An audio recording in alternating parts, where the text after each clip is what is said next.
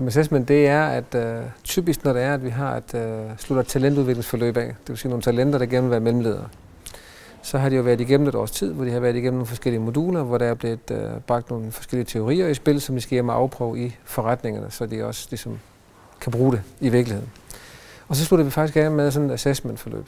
Og det, alt efter hvilken virksomhed, så kan det foregå over 3 eller 4 dage. En enkelt virksomhed kører det faktisk over 5 dage.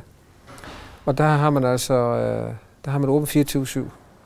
Det foregår simpelthen på den måde, jeg har lavet 250 cases. Og det er opgaver, som går på, at alt hvad det er, vi har været igennem i løbet af det her talentudviklingsforløb, det skal de ind og vise, at det kan de nu. Grupperne er typisk på 4 eller 5, maks 6 mennesker, alt efter størrelse af holdet. Og så har de forskellige selv besluttet, hvornår det er, at de vil senge og sove. De får opgaver på budgetter, altså på det hardcore talmæssige. De får opgaver på det mere blødemæssige. Og så ud af alle opgaverne, så er der en tredjedel af dem, det er praktiske opgaver, hvor de så også ikke kun skal skrive teorien, at de kan huske de ting, men de også kan vise, at de kan anvende det. En af de opgaver, som godt kan virke voldsomt på de fleste i hvert fald, det er, at når vi har været i gang i 1,5 døgn, så skal de faktisk, den der på det tidspunkt er chef for den her butik, skal så ind og fyre en af sine medarbejdere. Ikke en fiktiv en, men en af de medarbejdere, han rent faktisk har i sin forretning lige nu, af hans kollegaer, som han mener har performet dårligst. De får simpelthen en case, hvor der står, at deres omsætningstal, deres indtjeningstal, den er gået ned, så han skal fyre en medarbejder. Han skal selv finde ud af hvem, og han skal selv tage vedkommende ud til en samtale, hvor der så er en af os med selvfølgelig for at sikre, at alt foregår ordentligt. Og så bliver vedkommende så opsagt. Og det kan man faktisk sige, når det så lige pludselig er en ægte case, hvor jeg skal fyre en af mine egne folk. Hvordan er det lige at forberede mig på det? Og det er simpelthen for at komme så tæt på virkeligheden som muligt. Det er jo ekstremt ubehageligt at opsige folk, men nogle gange er det jo nødvendighed, nogle gange er det det, man skal.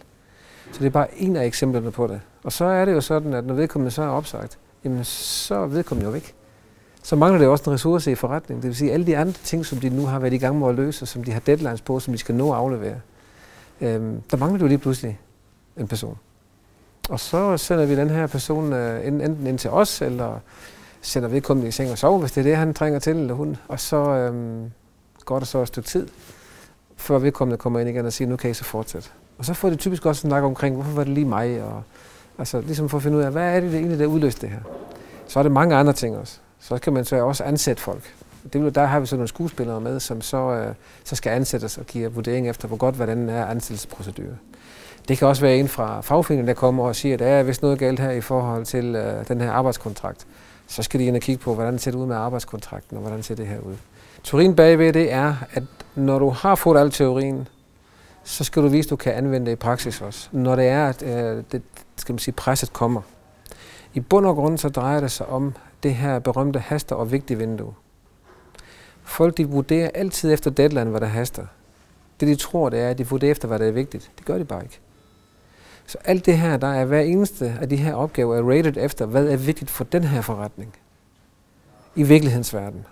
De opgaver, hvis de løser dem først, så får de flere point, end hvis de løser nogle opgaver, som egentlig er relativt udvigtige. Men de får så mange opgaver, at de kan simpelthen ikke nå at følge med.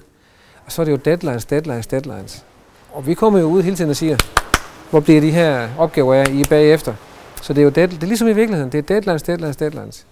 Og der er de nødt til også nogle gange enten at bede om udskydelse, eller simpelthen sige, at den her opgave har ikke noget værdi i forhold til det, som vores virksomhed står for.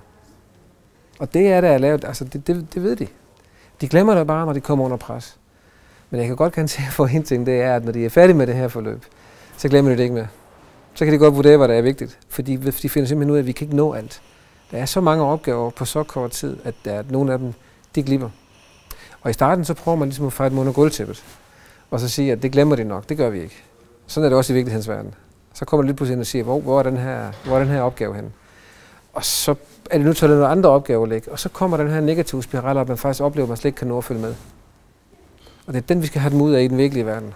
Der skal de op foran i bussen, så de finder ud af, at det er os, der har overblikket, i stedet for at være bagerst i bussen.